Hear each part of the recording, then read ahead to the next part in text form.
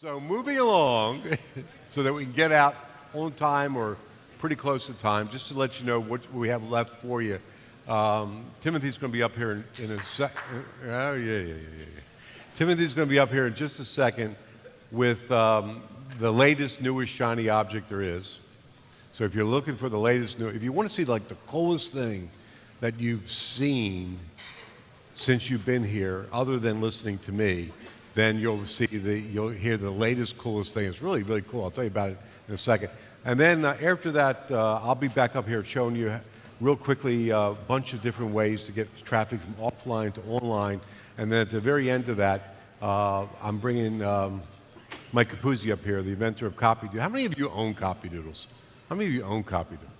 If any, it's a shame because some of your hands didn't go up.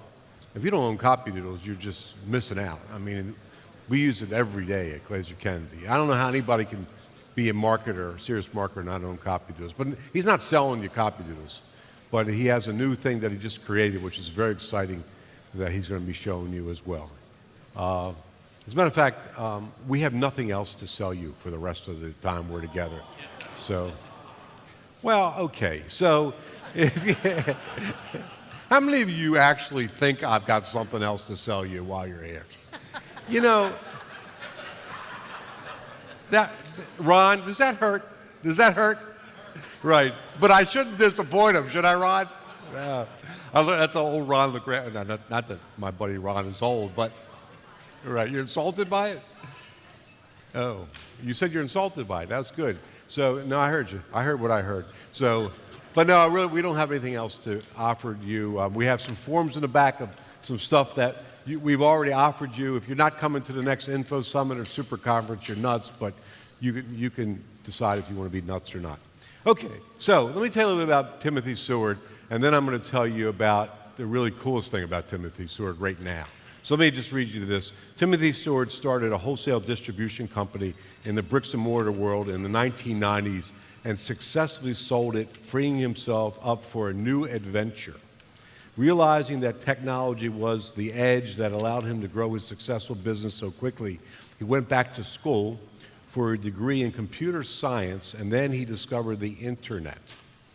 I thought Al Gore discovered the internet, but in a few short years, Google, this is really cool, Google discovered him.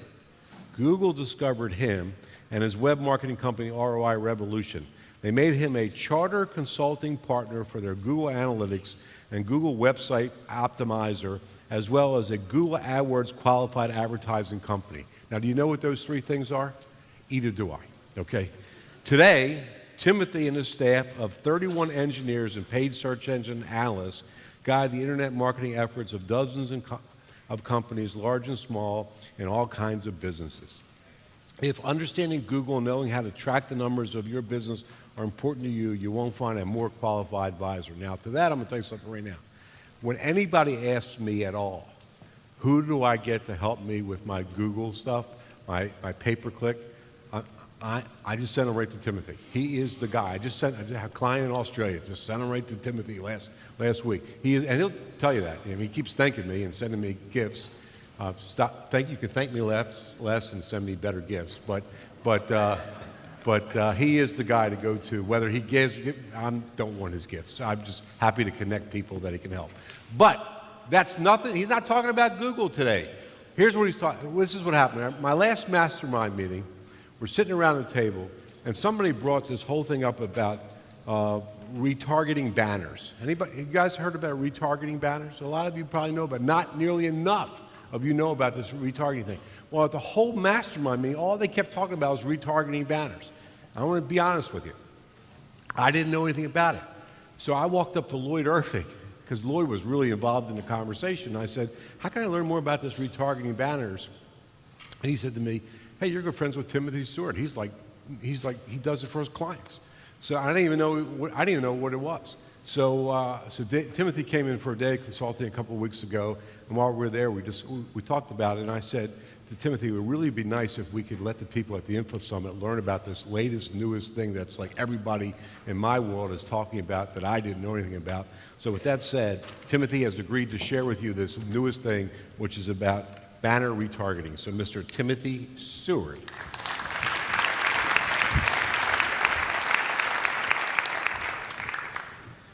All right, cool. So to go to the next slide, just hit the green button. Okay, cool. And then, all right, great. Well, I'll give that a shot in just a second. So, so today you've learned a bunch of neat things about how to build a list using, for the most part, email opt-ins. So today what I'm going to show you is how you can actually build a list without email opt-ins. So you can build a list of people that never give you their email address using a really cool thing. And in my opinion, it's actually the hottest breakthrough for 2010 with Google, and that's using what Bill calls retargeting banners, but what a lot of people call remarketing. So just a little background on our company. We've been running Google campaigns for clients. We're a full-service agency since 2 months after Google started their pay-per-click model. That was in February of 2002. I ran my first ads on Google in April of 2002. And today we serve $2 billion a year clients. We serve 7 Inc. 500 fast growth companies. We serve dozens of million and multi-million dollar companies that sell products online, that do lead generation, opt-ins, and that type of thing. And our clients are all over the UK, Spain, all over Canada, the Netherlands, and Australia. So have you ever been on a website, and then after you left the website, have you ever noticed how the banner ads just kind of seem to follow you? So maybe you're researching your next spring break vacation. You want to take the family on a cruise. And so you go to www.ncl.com, or you go to some other cruise website, and you look around for cruises and so forth. And you leave that website, and you go to all these other random websites over the next like 3 or 4 days, and all you see are banner ads for NCL or whatever cruise line website you were on. Or perhaps you visit the site of one of my clients, which is iContact. iContact does a lot of remarketing with banners. And you go to the iContact site, and then you leave the site, and just everywhere you look, iContact banner ads everywhere. So that whole process is basically known as retargeting banners. Bill calls it that. It's also known as remarketing. So today what I'm going to cover is just first of all a big overview of online remarketing and retargeting. And this basically gives you a second chance to re-engage with your prospects. Again, it's without an email list. You can use emails, and that's fine. You can do opt-ins, but this is a little bonus thing that you can do. So I'll cover that. I'll talk about how Google AdWords is really a perfect platform for retargeting, and why that you can basically find or let Google find those people again that have visited your website. The third thing I'm going to do is I'm going to give you some what Google refers to as use cases. Use cases are just basically case studies or examples of how people are using this right now in their marketing and their advertising. So if you sell products with an online shopping cart, I'll give you a couple examples of how you can use retargeting with an online shopping cart. If you have some sort of trial model where people get to use your software or use your service for 14 days or 7 days or 30 days or whatever, and then you want them to opt into a paid model, I'll show you an example or two that you can use in that industry. And if you're just wanting to build a opt-in list and then sell people stuff, then I'll show you how to do that too.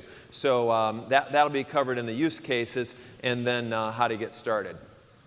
So first of all, it's just sort of an overview of remarketing. So remarketing turns online advertising on its head. So traditionally, a prospect's first interaction with your company is through your website, which then leads the product, or rather through an ad, which leads your prospect to your website. With remarketing, the ads don't trigger until after the prospect first visits your website.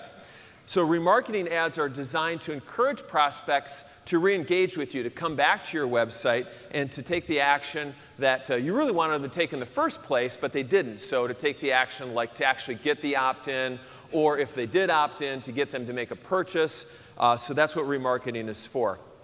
So basically, in its very simplest form, again, with remarketing, the users visit your website, and then users see your ad. It's basically that simple. Now, raise your hands in this room if you're currently using Google AdWords right now to bring leads and traffic to your site. Okay, look around. That's probably 50% of you.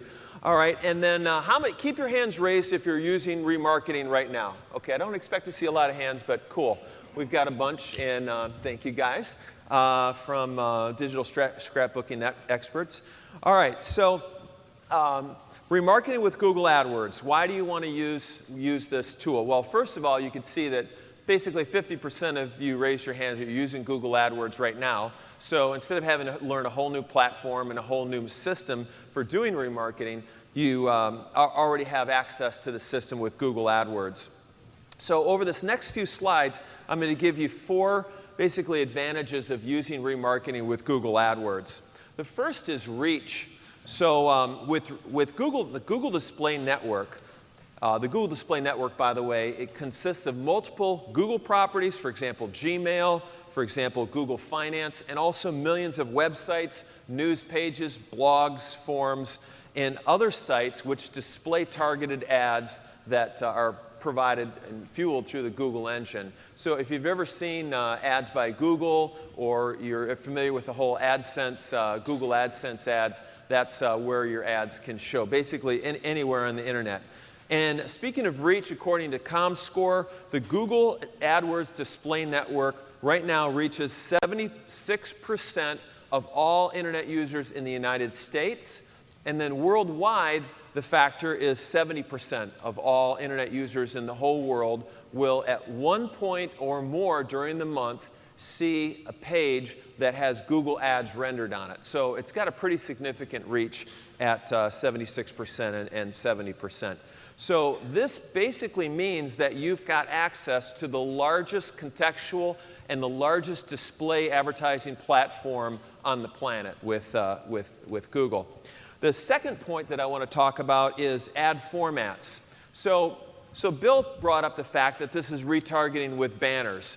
And it is retargeting with banners, and banners are very effective because they take up a really big spot on the page, and it's really obvious. But what's not so also known is that with remarketing with Google, you can also use text ads. As you can see the text ad up there. You can also remarket with video ad formats. So you can basically re-engage these people who have already been to your website a second time through 3 different methods of providing advertising to bring them back into your fold. So text, image, and also video format. The third feature, or the third reason why you want to use Google to do your retargeting, is transparency. So if any of you have ever used any other search engines you know, or rather any other display networks you know, you've kind of struggled to get reporting and kind of find out data about what's making these things tick. With Google, you get not only click and conversion data, you can also take advantage of a number of features like CPC bidding or CPM bidding. CPC bidding is cost per click. A lot of these display networks only allow you to pay on a cost per thousand basis, which is known as CPM. With Google, you can just pay by the click and only pay when someone actually clicks your ad to go to your website. You can also use what's called above-the-fold targeting. How many of you know that the real estate above the fold of a web page is more valuable than the real estate below the fold? Above the fold is basically what you see on your first screen. So there's actually a checkbox in Google where you can specify above-the-fold targeting for your remarketing. You can do frequency capping. Frequency capping means that, let's say you're selling something like Ryan talked about, the Forex trading system, and you're on Google Finance, and you've got some people that are like day traders, and they're just refreshing the screen every 15 seconds because they want to see what the latest stock price is for a certain thing. You don't want to show your ad 50 times in a single day to the same person. With frequency capping, you can specify that I only want to show my retargeting ad 3 times to a unique user per day. So that's what frequency capping is all about. Geotargeting, what that means is that you can set your ads to just run in your, let's say your market is Pittsburgh, Pennsylvania. You can specify that your ads only run in the Pittsburgh, Pennsylvania area, if that's where you happen to live and where your business is based. Or you can say just the United States, or you can say just North America, that type of thing. And then finally, you can use what's called day parting. And day parting allows you to run your ads only at the time of day that's important to you. So let's say your business relies a lot on phone calls, and your people are there answering the phone from 9 in the morning till 6 at night. So you can specify with day parting, that your ads only run from 9 in the morning till 6 at night, so that they're not like seeing your ad and trying to call you and nobody's there, they get an answering machine, that type of thing. Now, during the next few slides, I'm going to be discussing the 3 concepts that you need to know to be able to understand about remarketing, so that you can really grasp this and get this and be able to remarket effectively. So the first concept that I want to teach is called segmenting with lists. So think about lists for remarketing in the same way you think about lists for email. If you have iContact, which I hope you use, or Constant Contact or AbeWeber, you all know that you can have different lists for people that are interested in different things. And so that's the first concept of remarketing, is segmenting with lists. And then I'll talk about list duration. And then the most powerful principle is combining with lists. All right, so let's talk about segmenting with lists. This is the most important thing to grasp first. So lists are, in remarketing, the smallest segment that you can directly target to. So you can have just one list of, say, all visitors to your website, but that assumes that everybody that comes to your website is of equal value, but isn't someone who clicked to your order sign-up page more valuable than someone that just visited your homepage and left after 3 seconds. So to recognize the varying degrees of value that different lists have to you as they interact on your website, or the various messaging that you want to use to retarget to get those people back to your website, you'll want to set up different lists. Now Google, this is very important, Google requires a minimum of 500 people on each list before you can start retargeting them.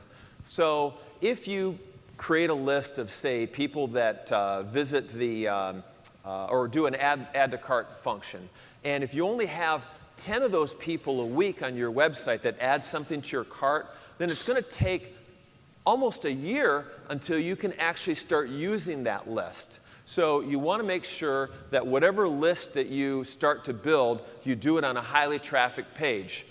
So the backstory, or rather the also story, is that the more traffic you have to your website, the better remarketing is going to work for you, because the faster you can build your list, which means the faster you can start using your list. So again, remember, in order to use remarketing, for every list, you have to accumulate 500 visitors to that page. That means you'll have 500 people on that list, or 500 people to that group of page before you can start using this.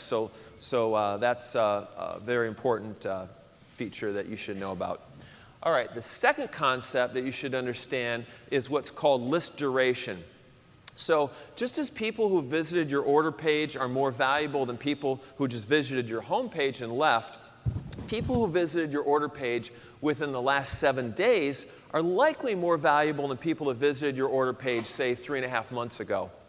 So with Google, you can remarket to lists or people on lists up to a maximum of 540 days. So that's, close to 2 years after they first visited your site. But again, you'll want to kind of get this concept of list duration, and you can study your data from your autoresponders to see, how often people act, or how quick they are to act or purchase versus, kind of fade off into the sunset. But you want to think about list duration, and you want to be able to bid appropriately, essentially bid higher for people that have just abandoned your website, say, within the last 7 days, versus those that maybe abandoned your website within, say, 30 days. But the most powerful thing that you should understand, now that you've gotten those first 2 principles of building a list and then also list duration, is what's called combining lists. So, and this is the real power to remarketing. Combining lists allow you to take 2 different lists and form one new list. So Ryan talked about, as an example, that he had one list of people that he emailed out, and then he was able to go back into AWeber and then just pick up a new list of people that he had sent the email to, but they had not responded. That's essentially a second list, right? Or it's a combined list, essentially. So with remarketing, let's say you sell products out of a shopping cart, and you want to retarget those people who added something to the cart but didn't purchase.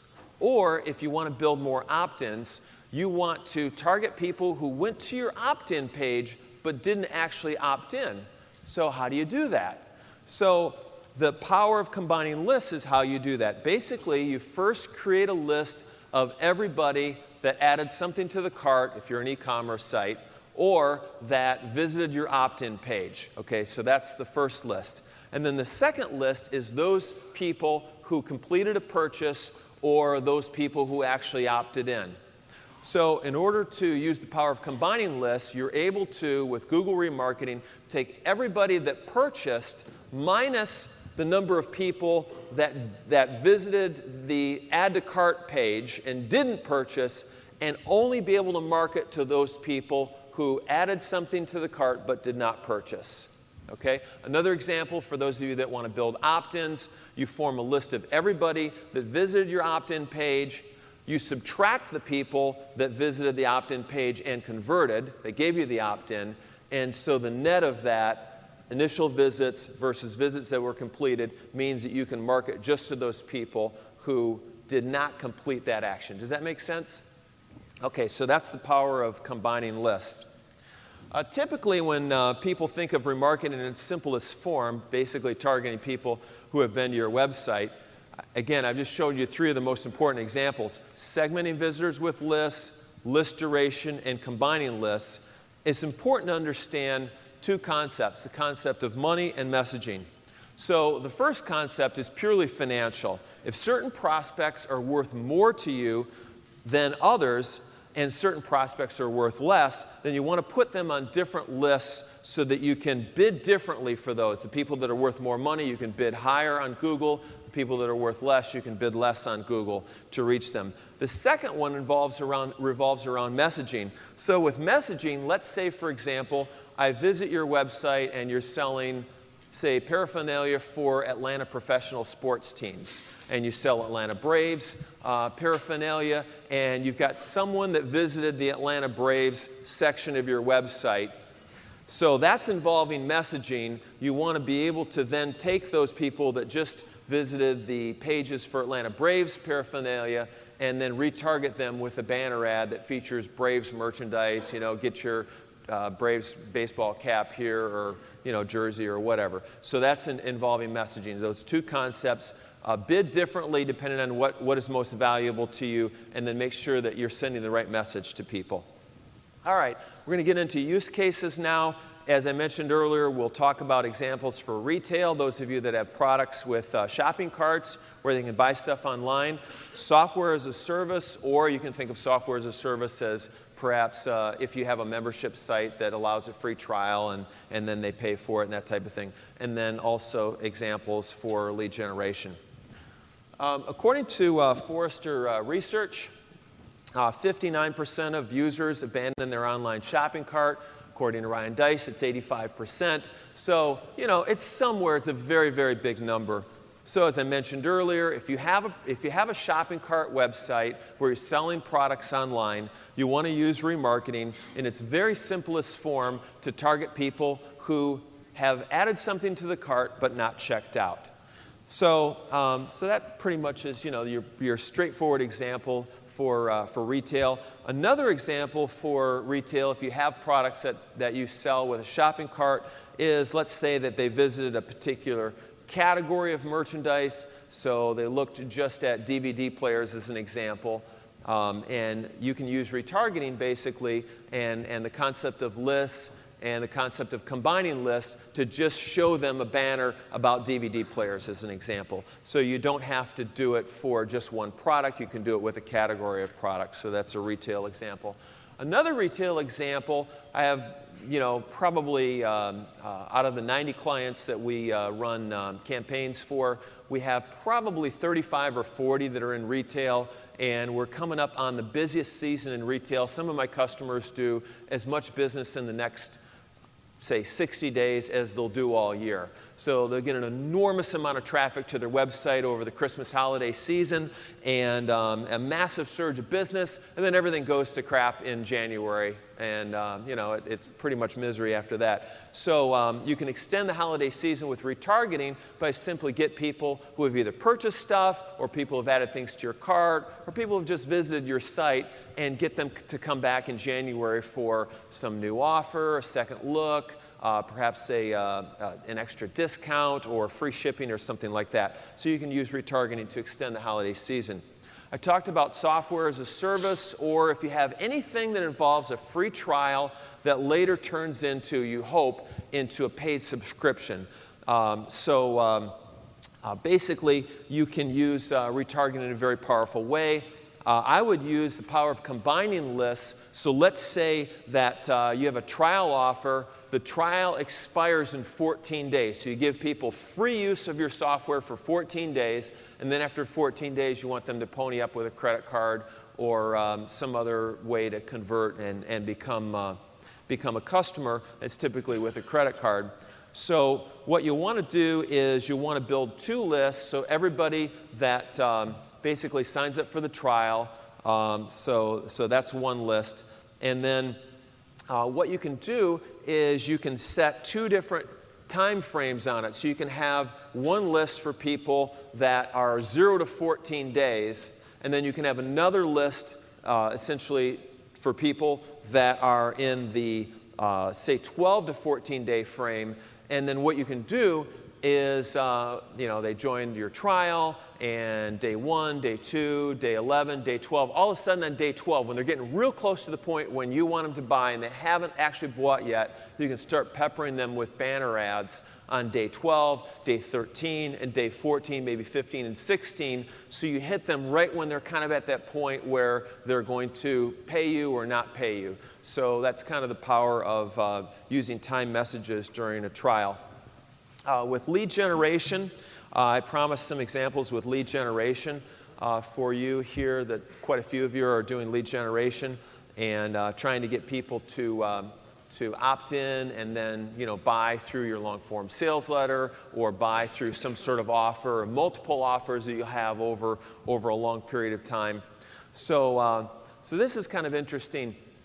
Let's say that you have people opt in, and you send them a couple emails, and then at day 7, you always make this pretty amazing offer, and you have a good take-up rate through email. But as Ryan said, you know, kind of like the biggest open rate is maybe 25% in the room. You get 75% of the people that never open your email. How would you like to reach those 75%?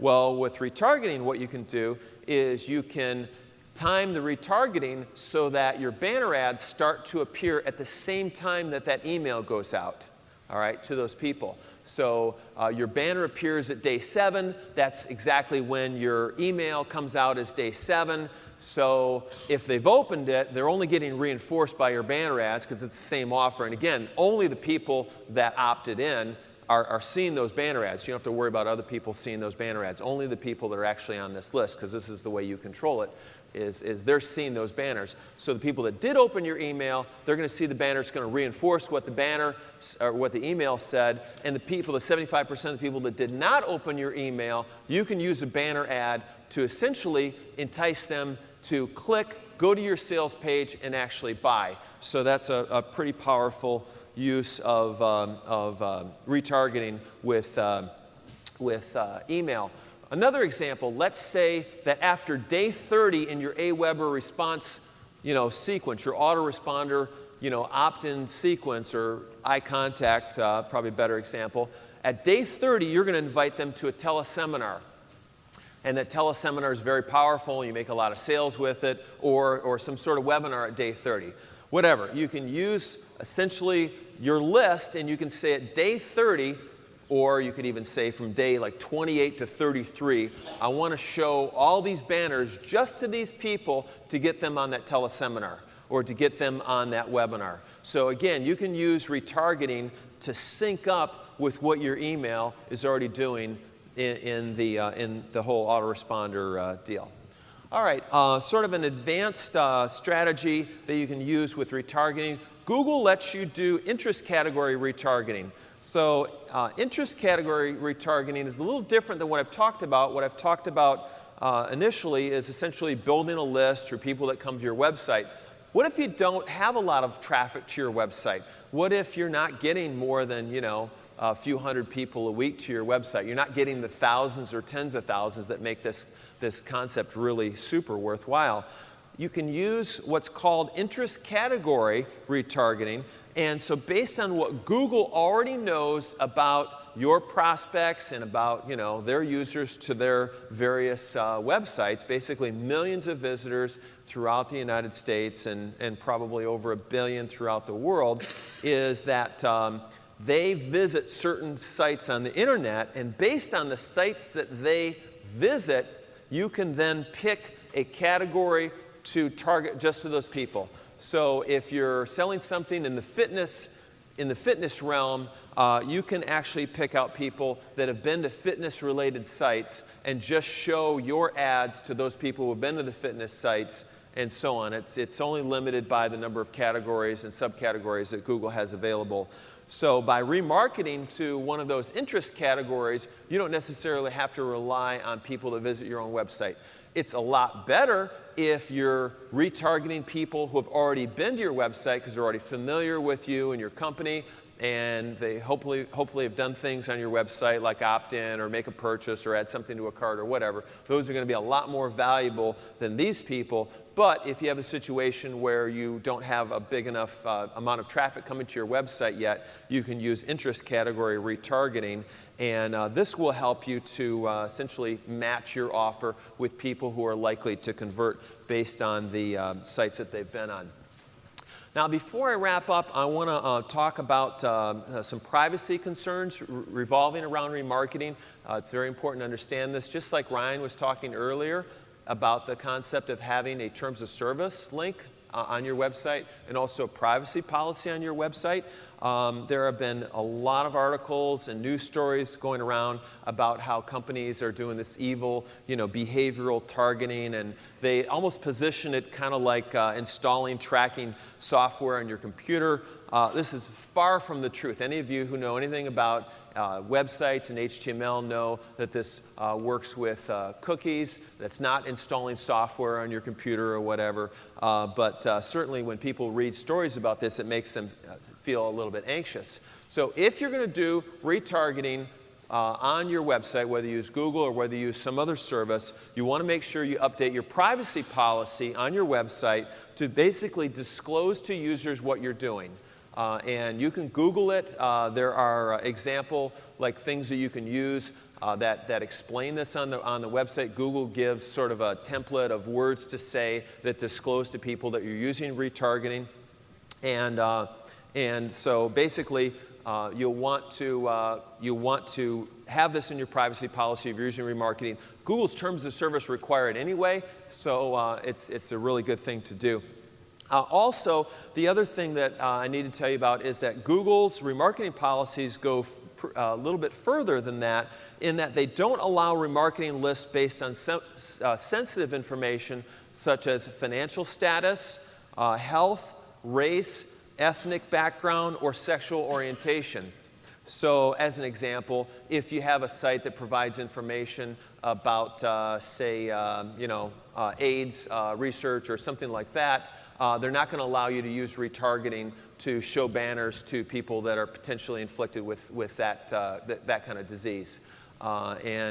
Same with race or financial status. If you have some website that offers advice about people going through bankruptcy, they're not going to allow you to use remarketing to remarket to those people who are kind of facing bankruptcy.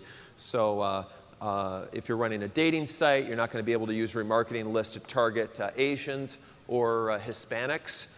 And so that's kind of the full disclosure of remarketing. For those of you that want some help doing this, our company, ROI Revolution, is a full-service agency. I don't have any order forms. There's nothing for you to buy today.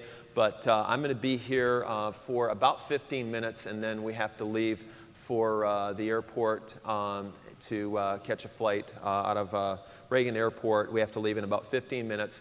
So if you're spending $5,000, $10,000 or more a month on online advertising and you're looking for an agency to do all this stuff for you, not just remarketing, but run your Google, your Yahoo, your MSN, your Facebook, and your YouTube ads, that's basically what we do. Just Google ROI Revolution. That's our website logo in the upper corner. I'll be around for about 15 minutes in the back of the room. If you want to trade business cards, we can do the remarketing for you for paid service, or you can hire us to run your campaigns completely.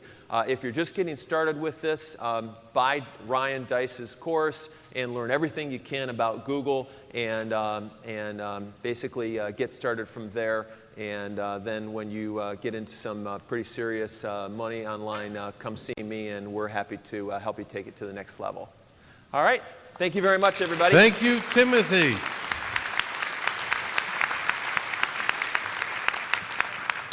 Take care. Still have the one fan here? Yeah, there he is. Okay, can I have my PowerPoint up? So that retargeting thing is really, really, really, really cool.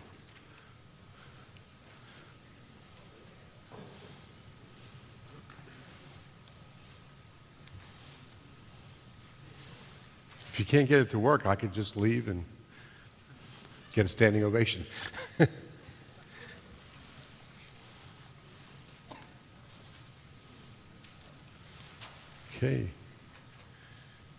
Okay. Well, so I just don't have it here, guys. Now, I did for a fleeting moment. All right. So I'm going to talk to you now about, I'm sorry to be rushing you, but I want to try to get everybody out of here as much in time as possible. And Mike Capuzzi, wherever you are. Mike, you in the room? You're all mic'd up and ready to go. So 6 clever ways to build your herd offline to online. So this is now building a herd by going offline to online. So I'm going to show you 6 different ways to do this. Actually, I'm going to show you 5, and Mike is going to show you 1. The first one is, but first let's talk about why you would want to build your herd from offline to online. So why you would want to actually use offline to online to do it. It was really interesting to hear Frank Kern talk about it, that direct mail is such an exciting thing for him. And this will sort of go over some of those points. First of all, it's to be able to move prospects and customers from more expansive snail mail to inexpensive email. So if you have snail mail lists and you want to now be able to also market to them multiple ways with email, which is very, very inexpensive, almost free, then this is a very smart thing to do. And diversity leads to stability. The more multiple ways that you have to communicate with people, always the better response that you will get. The second one is to add another media to communicate with your prospects. So once again, it's yet another media other than just offline. Now you can use online as well. The third is to keep your email list clean and update by snail mail, mailing them to go online and claim something, anything for them to opt in for a good email address. So a lot of people complain all the time that their email lists are not clean, that there's a lot of undeliverability because the fact that there aren't good emails. People change their emails all the time.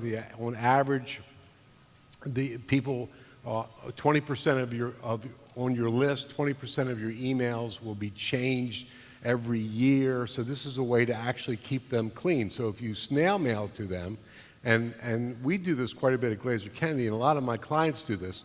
If you snail mail to your list and have them go claim something online by entering their email address, then you get you get a chance to clean up your email list when you're doing that. Now, what I actually like doing is I like to two-step that.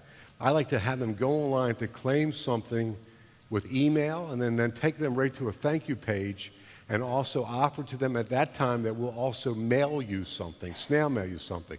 So I like to use it as a double whammy to first clean the email list up and then move them to a second page where there's really a nice other thing waiting for them that we have to snail mail to you, because now we get a chance to clean up our snail mail list at the same time. Now, I always do a two-step, because if they go to the first page and you're asking them for email and snail mail on the first page, you won't get as much opt-ins as you will if you just go there to ask them only for email only. Then I move it to the second step for snail mail update. To be able to tap into JV and affiliate relationships with people who only have snail mail lists. So a lot of folks don't have email lists, as much as everybody probably finds that impossible to believe. And a lot of associations are very guilty of this, and big corporations and things along those lines. They have a lot more snail mail addresses than they have email addresses. Who in the room here, by the way, has more snail mail addresses on your list than email addresses on your list? I mean, just look around the room. I mean, it's very common that that happens. So this is a way to tap into other people's lists, to mail to them, snail mail to them, to get them to then respond by going online to opt into your thing. And now you are using that as a list building strategy. And the last one is to be able to purchase snail mail lists to grow your herd. Okay, and I'm going to show you an example of that. I think the very first one I show you. And this is actually a guy right now that has just walked into a brand new market that he has never been into before, which is the real estate market. Now, there's plenty of people in the real estate market, but this person wasn't in the real estate market. And he actually purchased lists. And he snail mailed to the list to get them to go online to opt in and to get their email addresses. And with doing that, he just built one of the most vibrant, responsive lists in that new niche right now, more responsive than a lot of people that have been in that niche for years and years and years and years and years. Now, let me just make sure I explain to you why that's so valuable to think in that terms, because if you go out and you buy lists, you usually have restrictions to how many times you can use them. Sometimes you can buy a list for unrestricted use, but you're paying the highest amount for that list as you will pay for any list. A lot of times when you buy a list, you get a one-time use, you get sometimes a two-time use. Occasionally you get a restricted use. A lot of times they won't even sell it to you under an unrestricted basis. But once you now move them to email, and capture the email address, that's now your email address. And you can use that as many times as you want. Okay, so let me show, this is the first clever way. This is the gentleman I was talking about. I first met Michael Kimball about a dozen years ago, and at that time he was in the business opportunity business. Since that time he went along and he was selling things that were health-related industry, and now he's moved into the real estate investing industry. And what he does is he goes out and buys responsive lists of folks, that people that have known to respond to offers before that best match what he is selling. He creates a postcard. This is the front and back of the postcard that he creates, and he mails them out to that list, and he sends them online right here, just sends them online to sign up, which is what Ryan was talking about was a squeeze page before. That's a very smart strategy as far as just buying responsive lists and then moving them online, sending out mail to them, with as good an offer as you possibly can make to them, where they have to now get that, receive your offer online. So it's basically being used as a list building strategy. Here's another one. Same thing, Big Ass Fans. Who have ever heard how many guys have heard of Big Ass Fans? Very inventive company, okay? They actually sort of reinvented themselves in large part by renaming themselves. I don't know what their old name was, but once they came out with this Big Ass Fans name, which is probably they hired Frank Kern to help them with coming up with the name, it really got a lot of attention. And this is actually a piece I think I received in my office. I think I received it, and it was telling me that they mailed this out to me, and they were going to send me this free cap, and then it just told me to go online and to get my free cap and pick out which color I wanted to get. And I think I could either get black or white cap. I would go online and pick out which color I would want, which, by the way, is an interesting strategy because typically speaking, it's now just sort of teaching you a little bit of direct response techniques by giving somebody a choice of what they are getting as an involvement device. So now your thinking moves from, do I want a cap, to which color cap do I want? It always gives you a higher response by giving people a choice. So I went online and I filled the thing out and picked out my color cap that I wanted, which was black. And this is what they sent me, which was a camouflage cap. So I didn't even get my black cap, but they sent this out to me along with the outside of this was stuffed inside their envelope, the cap, and all kinds of information about Big Ass Fans, which, by the way, to be honest with you, I have no need at all for fans in my world, but I am now on their list, and I am always getting their information. which is another strategy in and of itself, which is if you want to see what smart marketers are doing, get on their lists. Go to opt-in, just get on their list. If you have no reason at all to want to buy anything from them, just go on their list, and now you become on their prospect list, and you see all the smart things they can do, because you can now take what they're doing, and you can do this thing which people call, I'd never heard of it before until yesterday, it's called S&Ding it, S&D marketing. So you can swipe and deploy it for your own industry. Here's clever way number 2. This is kind of an interesting one. Brick and mortar businesses are getting very clever about this. This happens to be one, Dunkin' Donuts. You go into Dunkin' Donuts, and before you leave, they tell you you will get a free donut just by going online and sort of filling out a survey. So just go online and fill out a survey, and you will get a free donut. And then as soon as you fill out the survey, you will immediately be taken to a page that you can print out and take it into your Dunkin' Donut place and get a free donut. What are they doing? It's this list building. When's the last time anybody here ever went into a Dunkin' Donuts and before they left, the person there asked for their contact information? They don't do that, okay? They don't ask you for your email address. They don't ask you for your name and address. I mean, you probably won't go back because all you want to do is get coffee and a donut. But this is a smart strategy in a lot of businesses where there is face-to-face involvement. People come to your business, and where they actually will go now to go claim something as they're leaving. So it really works best, this kind of strategy really works best with a high amount of volume and low transaction business. Because if you're dealing with a high transaction business and not real high volume, you really should be able to interact with people and get all that information before they leave. The best way to get the information is before the person leaves. But if you're dealing with something where there's a lot of traffic and you don't have time to be asking them for the information, and this is a very smart strategy to be using in order to get people to go online, get something for free, and then now you're building a list out of it. Just think about Dunkin' Donuts for a second. Imagine I don't know how many Dunkin' Donuts outlets there are, but there are like a gazillion of them, and a gazillion's a real number, by the way. I looked it up. And there's a gazillion of them. And with all the gazillion of them, think about how many people come in and buy donuts on a daily basis. So that's like a multi-gazillion, which is another real number. And so now, even if a fraction of these people, 10% of them, which is 1/10 of a multi-gazillion, that's another real number, they go in and they put in their email addresses. That's a big list now Dunkin' Donuts has to market to. And by the way, not only can they invite people back for their stuff and make announcements to people of new products, offerings that they create, but they can also use that list for other people's stuff to market to. They can actually use that list to become an affiliate of other folks. So it's a very smart strategy when you're dealing with those types of businesses. Number 3, demonstration and curiosity. This is really neat. This is one of my favorite things. I'm actually going to give you a resource if you ever want to do something like this.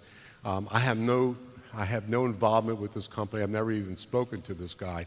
But this guy's name is Steve Tingaris, and he created this company. He actually uses this to promote his own company, although he does what he uses to promote his own company to help other people promote their company.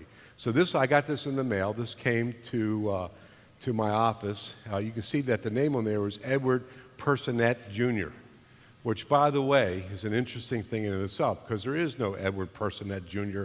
in my office. There is no Edward Personette Jr. anywhere. What I do is when I go opt into other people's stuff, I make up some phony names.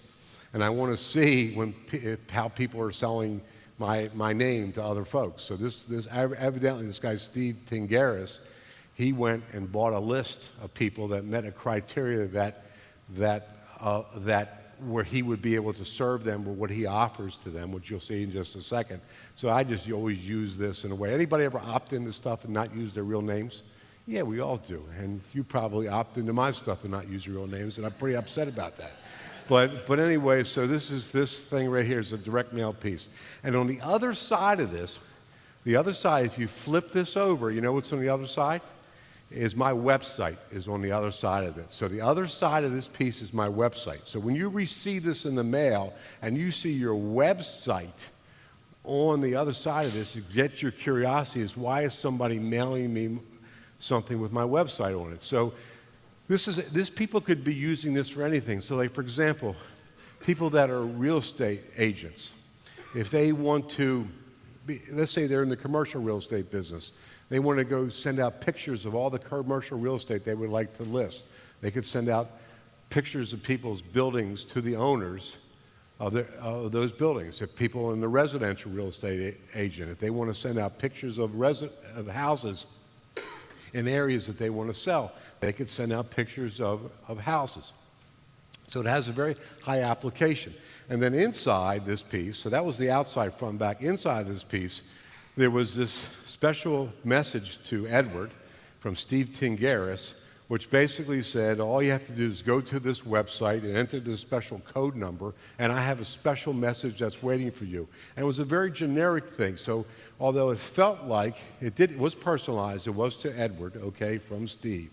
But it was a generic message that says, I found some things when I went to your website that I can really teach you how you can do much, much better with the response that you're getting on your website. Just go there and enter this special passcode. By the way, I gave you his name of his company. I gave it as a resource. Again, I've never met the man, but it's ProspectSmarter.inc, and it's his email address. I actually gave you his email address, so you should opt into all your lists his email address, so you bug the hell out of him. So there's his email address on there as well. And then once you go online, you opt in. And so first you go to this thing here. It says enter your code. So you enter your code and hit submit. And then it takes you to this message from Steve. That's actually Steve. So I've never met him, but I assume that's what he looks like. And Steve is holding this card in his hand, and he's kind of makes it feel like it's your card, but his hand is kind of covering it up, so you don't even realize it's not your card, just a generic one. And there's a whole message on there. You enter your email address, your date, and also whatever else you put in there. And it actually now is a way for him to generically deliver you a message that, hi there, I came to your website and I saw 17 things that you could actually be using to improve the conversion of your website, and give me a call and I'd love to chat with you.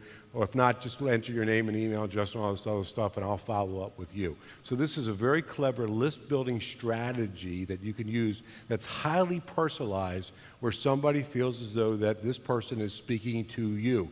There's no better results that you can get at all is the result where somebody is actually, you get the feeling of, hey, this person is talking directly to me. Clever way number 4 is books. Very clever way to grow your list, okay? So books, so putting into your books, throughout all your books, put into all your books different response mechanisms where they now have to come online and get your thing.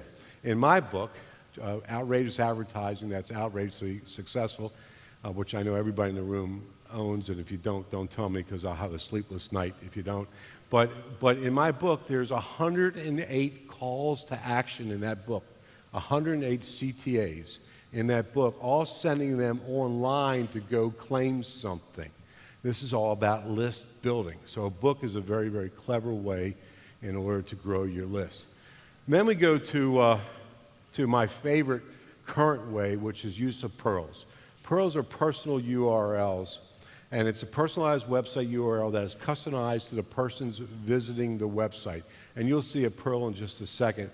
It's a direct mail recipient logs onto the pearl. So, and I'll show it to you in a second. So this is sending out direct mail, where there's a pearl on there, which is a URL, personalized URL, that people go to with usually their name in it.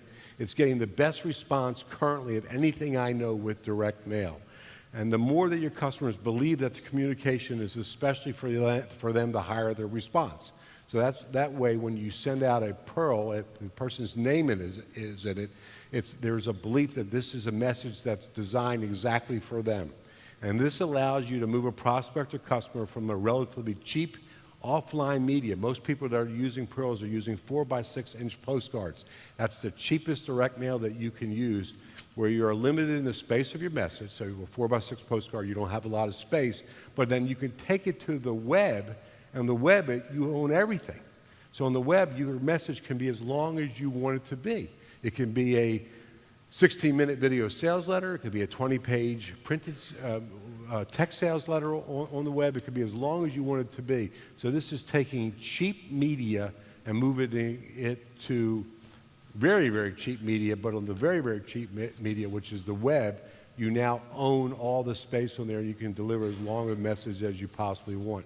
So this, for example, is one that we got, the piece that I got from this guy, Aaron Scott, and he was selling stuff for Thunderbird enthusiasts, Thunderbird car enthusiasts. And I can't even say enthusiasts, so Thunderbird fans. And on there, there's actually a website on there. It's called bill.thunderbirdconceptsvip2site.com. And when you go online, and it says Hi Bill at the top, so it was personalized to me. When you go online, it took me to this page where it said, Bill, would you like a free T-Bird driving jacket? I have a few to give away. And then it just moved me along the process about getting me involved with actually going to his site and spending, I forgot what it was, I think about $200 or more, and then I got this free jacket that I got along with it. Here's another one from Rory Fatt. And with Rory Fatt, same thing that he used for marketing his information marketing business, where he says, go to barbiematheson.restaurantstimulus.com. And this was a whole marketing piece about the economy and about stimulating the economy. And then when you go there, when you put in Barbie Matheson, this is what you see. The website is Barbie Matheson. Here's a free restaurant tax relief opportunity for Rod's Confederation Inn, which is the name of the company, worth $26,587.64. And if you scroll down, there's actually a check on there. And I can't scroll down now, but there's a check on there made out to Barbie Matheson. So the check on there was actually made out to Barbie as well. So this is a way to take this personal URLs with people's names in them and then to move them online, and the curiosity gets a lot more people to actually take you online. This is one from the McClung companies. This is actually a company that actually will do pearls for you if you're looking for a resource to do pearls. A lot of people now are offering pearls. The same thing here. And there it says Bill Glazer 13.mcclungtraining.info. And it took me online where I would fill out my information in order to get training. So again, all this pearl stuff seems to get a much, much better response. We're finding that in most cases that we're getting well over 30% of the people that we're sending direct mail to by using pearls are actually going on our websites and opting into our websites. So before I bring up Mike up here on strategy number 6, I want to give you a couple of pearls tips. And some of these, by the way, are thanks to Mike Capuzzi. So some of these pearls tips are tips that I've learned, and some of them are things that he's actually shared in one of our recent mastermind meetings. So I just sort of gave you an entire synopsis of it. First of all, format affects response. So like I have a fair, better, and best. The fair one is businessgrowth.com/Tom Smith. So that has the name at the back end. Better one is put tom.smith.businessgrowth.com, where you put the name in the front. The front always gets you a better response. And the best one is tom.smith.businessgrowthsecret.com, where the URL actually suggests curiosity that you're going to learn a secret. So there's the 3 different formats that people use in pearls, and the last one is the smartest way to use them. The second one is the more curiosity in the mailing, the better. Many of you have probably seen my rusty old typewriter pearl that I've used, and since that time, so many people have copied me. And this is about, it's a postcard that comes from my rusty old typewriter, and it basically just says, hey, I've got the special secret for you, and just go to this website and that I built exactly. I built this website for you, and please go there so I can share it with you. No revealment at all what my secret is. No revealment at all what I'm even talking about. It's just getting them online. And so the more curiosity that you have, the better the results and response that you get. Place the pearl on both sides of the postcard. This one I actually learned from Mike, thank you very much, which I've never done before. And it's crazy because I've been teaching postcard marketing for years and I never sort of figured this out, which is when I always teach everybody, put your offer and your deadline on both sides of your postcard. That's a format I've been teaching for years. It never occurred to me to put the pearl on both sides, because when you get a postcard in the mail, you don't know what side you're looking at first. So always put it on both sides. The last one is have the pearl the largest and boldest part of the mailing. So you want the pearl to be the biggest font on that thing, And the boldest thing, and a lot of times if you just highlight it, even make it stick out, you'll get a much, much better response. So there's some pros tips for you. And in campaigns, I like this one, in campaigns, follow pros in emails. So whenever I do direct mail, when you create a pearl, you can also include your pearls in your email campaigns as a follow-up, and you always will get a big boost in response. And the cool thing about using pearls as emails is that the pearl is a live link in the email, so they can just click on it, and it will take them right to the site where they actually go to. So I always like using emails as follow-up to the snail mail if I have their email address. So those are 5 clever ways, but now I'm going to bring up Mike, and I know I'm talking pretty fast, but we got to mind our clock, some super pearls. So he's now created this thing. I called it super pearls. So Mike, come on up here. Okay. So the inventor of copy doodles, and the new thing, super pearl. Are you calling it super pearls? That's my name for it. No, I think you already I have that registered name trademarked You now. already registered that, yeah. Go ahead. Well, thank you, Bill. So real quick, Blue, if you can just, is that on there? Yeah, there we go. So I want to just, my 8-year-old challenged me to this. My kids came down yesterday from Philly, and she left me this note, which I just found while I was sitting back there, and it says, "I love you, Nicole to Dad." And I'm sitting there back there thinking, hey, I've got to figure out a way to show this.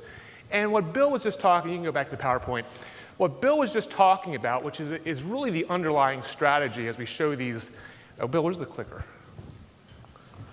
Clicker? Is this idea of using personalization. My daughter sent me a note, and the emotional connection she made there, that is what you guys want to do in your marketing. Now, we don't have time to talk about that, but if you heard Bill, he constantly kept saying personalization, personalizing your marketing. We've heard that several times these past few days. To me, that is one of the key strategies. How can you personalize your marketing to create the emotional connection? In this case, my 8-year-old did, but how can you do that with your prospects and clients, customers, and such? So, let's see here. So I've got 10 minutes, 9 minutes. All I'm going to do is show some really cool examples. These are all real-world examples, and some of these are mine, and some of them are some clients. But here's an example. This is all offline to online, and this is using and the other thing you've heard, which I thought was really cool, you heard Dan talk about it, you heard Bill, I think you heard Frank, using comics and cartoons. I think that is a huge opportunity for everybody. Nobody's doing it, and I use them all the time. And this was a postcard I did for a workshop I held last year. I was reading a John Caples book. He talked about in the 20th century how comics were a great strategy. Within a week, I took what I read in his book, created this postcard, and you can see, if I can pull it out here, you can see we had it personalized throughout it.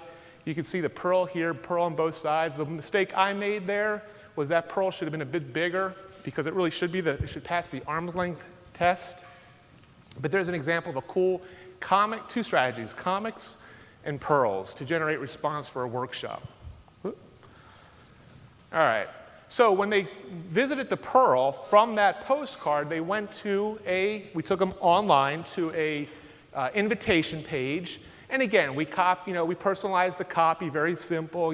Most pages do that, but this technology that I developed for myself, okay, just like Copy Doodles was developed for myself and my clients. This is for the workshop, so we took it a step further, and we personalized the comic with the person's name in the caption, right? You heard about captions earlier, how that's the second most read thing. Well, how important or how cool of a strategy is it to have see the person's name in the caption? We gave them a gift certificate. We personalized the guarantee certificate. This is all online now, right? There's another cartoon with another personalized caption. So that's from that postcard to the sales letter. Some of you I know some of you got this because I just sent it out and some of you came up and told me you got it. This was a Halloween mailing we just did. Now this was a down and dirty, sent it to a pretty big list, 4x6 postcard, just like Bill talked about. Again, had a little bit of fun with in this case, a caricature, copy doodles pointing to the pearl, another smart strategy. But there you see using a cheap, inexpensive postcard to drive people online. And here's the Halloween offer we just did. And again, I walk the walk, I'm consistent. Here's a year later, I'm still using personalized comics. We gave them a spectacular savings certificate. Now, this is what's cool about our system. The difference you're seeing here, and I really, you know, if I even hesitate to call it a Pearl system because really it's a personalized marketing system. We are using the technology we've developed for copy doodles to personalize graphics. So you see a gift certificate, you know, personalized. You don't see it here, but we actually put copy doodles. So I see Sherman back there. I could say, hey, Sherman, check this thing out, all in copy doodles and handwriting on a website. Okay? This is James Malinchek just used our system. So some of you might have gotten this one. Again, inexpensive 4x6 postcard, copy doodles pointing to the pearl on both sides. And what he was doing was using a personalized gift certificate. Again, anytime you can personalize it, response will go up. If you have a good offer and you can personalize it, you're going to get a bump in response. So you can see James, I love what he did with that photo there. You know, seat, with our technology, seat saved for Mike. All right? So, you know, seat saved for Charlie. When you went to that page, it really personalized the experience. And you see the copy doodles up here, the handwriting personalized.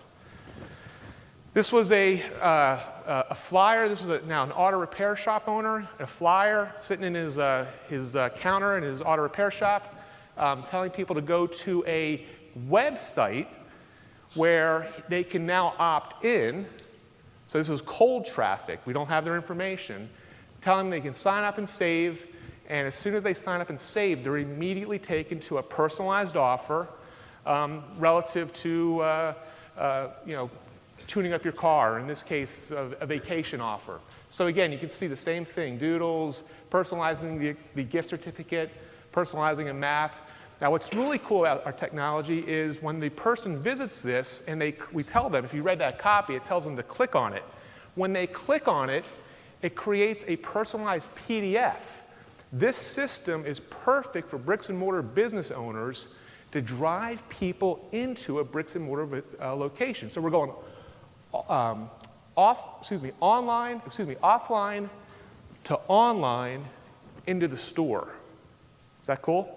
So the idea is to personalize that thing because we know if I'm personalizing this for somebody, the likelihood of them using it and bringing it into the store, in this case a shop owner, is higher. Okay? And there was, that's the former thing was the printout. This is a sales letter, so we've shown postcards, obviously. Another offline method is letters. So here's a letter, again, pearls throughout it. We have a little bit more real estate, so we could put the pearl in there a couple more times. You know, again, we love using copy doodles to point out. And again, you can see these are real examples of real bricks and mortar business owners using this technology to bring them in. I see Dan Crick's back there, so it's Dan, some of your guys, right, there you go. So again, we created some personalized cartoons, certificates, okay? So what we have here, and Bill calls it Super Pearls, what we call it is a personalized relationship marketing system. This is the next thing, again, I've developed in my own business. I've been using Pearl since 2004, by the way. I would have called it a personalized marketing system, but PMS did not sound like a good acronym. So it's a PRMS, which you gave me, that's why we called it PRMS. And what it is, here's who this is for. This is, well, let me tell you what it is and then tell you who it's for. It allows you to collect prospect leads, people you don't know, but you want to opt them in a different way for, you know, a different offer. It allows you to offer valuable and personalized, what I call invitations. Okay, it allows you to report on it, obviously, and it's fast and easy to use. Now, who we created this for, it's pretty unique. This is for information marketers initially, because I'm not doing a pitch here, but I'd love to talk to you if you're interested. If you fit this bill, I'd like to talk to you. Lauren's back. Lauren, raise your hand back there. So Lauren's back there. If this is you, please see Lauren. I'll be back there in a second. If you're an information marketer who's in the done-for-you business, or you want to be in the done-for-you business, or if you want to put a new sort of cage around your clients and customers, increasing the pain of disconnect, or you want to kind of use the latest and greatest technology out there, please talk to me. We are fully integrated with Infusionsoft. As far as I know, we're the only, and these guys reiterated because I was talking to them while I was here, we're the only Perl system that's integrated with Infusionsoft that does what we do. So we're tagging people along the way, if you're Infusionsoft, and now we can follow up. Hey, if they clicked on the certificate, we can have a special follow-up sequence based on that. If they only visited this site but didn't click on the certificate, so you get that? So if you're an Infusionsoft user and you're an info marketer doing done for you, because what we're going to do, we are basically allowing info marketers to white label our software. You'll have your own Perl system, not us. It's not us. We're giving you the system which you in turn can use for your customers and clients. Does that make sense? The only other market I see that I'd like to go after with this are event promoters. So you saw Malincheck use it. Actually, you used it last year. People doing events. So if you're doing events and you want another way of inviting people to your big events, this system can work for that. So I'm 30 seconds short. I'm done there. Thank you. So thanks. So Mike actually created this for us people where we want something to offer to other folks. Okay. Hey, listen, this has been a great day. I hope you got a lot out of this. I know I did. It was fun being with you the last 4 days, and look forward to seeing you again real soon. Thanks so much.